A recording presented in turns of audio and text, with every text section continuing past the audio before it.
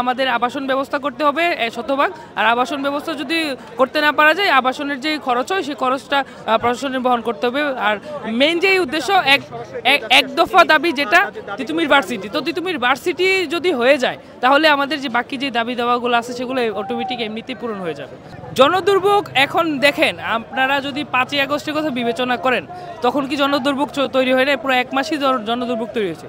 মানে বাংলাদেশের ইতিহাসে আমরা দেখছি কি, মানে সরকারে যারাই আসুক, মানে সরকারের টনক নড়ে তখনই যখন চাপ প্রয়োগ করা হয়, কথাতে তারপর আলোচনার মাধ্যমে আসলে কাজ হয় না। ধরেন তিতুমির ভার্সিটি করার লক্ষ্যে যে কমিশন গঠন করার কথা বা যে কমিটি করার কথা, কমিটি কিন্তু হয়েছে। কমিশন না হলেও কমিটি হয়েছে, তদন্ত কমিটি তিতুমির ভার্সিটি হওয়ার যৌক্তিকতা নিয়ে। কিন্তু সেই কমিটিতে ছিল তিতুমিরের, ওই কমিটিরা তিতুমির ভিজিট করবে, তিতুমির কি ভার্সিটি করার আজও কি যোগ্যতা রাখে কিনা তা বিবেচনা করার জন্য, কিন্তু তারা কিন্তু এখনও ক্যাম্পাস পর্যন্ত আসেনি। তো তাহলে আমরা দেখতে পাচ্ছি কি, যে আসলে প্রশাসনকে চাপ প্রয়োগ না করলে কোনো প্রশাসনই আসলে টনক নড়ে না। আমরা প্রথমে সরকারিভাবে বা বিভিন্ন ইউজিসি বা বিভিন্নভাবে আমরা অফিসে যোগাযোগ করার চেষ্টা করেছি, যাদেরকে দরখাস্ত দিয়েছি এবং আমাদের প্রিন্সিপালের মাধ্যমে তাদেরকে জানিয়েছি যে দেখুন, আমরা আসলে এটা চাচ্ছি, আমরা 7 কলেজের সাথে সেন্ট্রাল ইউনিভার্সিটি হতে চাচ্ছি না, আমরা তিতুমির আলাদা স্বতন্ত্র বিশ্ববিদ্যালয় চাচ্ছি। তারা আমাদের দাবি মানেনি, এই কারণে আমরা মানে অনশন বা রাস্তা ব্লক করার একটা কর্মসূচি মানে নিয়েছি আর কি। আমরা কিন্তু ছাত্রছাত্রী হওয়ার আগে আমরা নিজেরা সাধারণ জনগণ।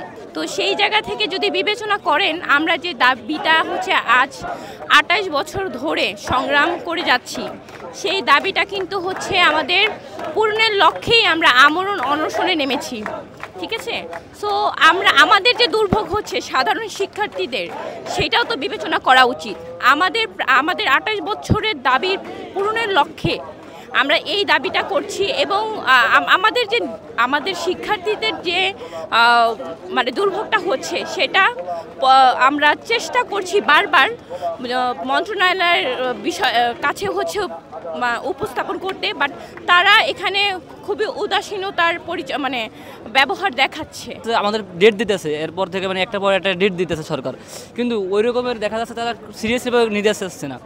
এখন স্টুডেন্টদের এরকম দুর্ভোগ হচ্ছে না, স্টুডেন্ট তাদের কোনো কাজ বাজ নাই যে সারাদিন বসে থাকবে, স্টুডেন্টদের অনেক কাজ আছে, তাই না?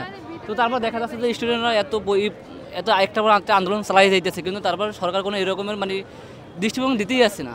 ঠিক আছে, তার জন্য দেখা যাচ্ছে এখন আমাদের এইটা ইম্পর্টেন্ট সব থেকে বেশি, আমি যেটা মনে করি।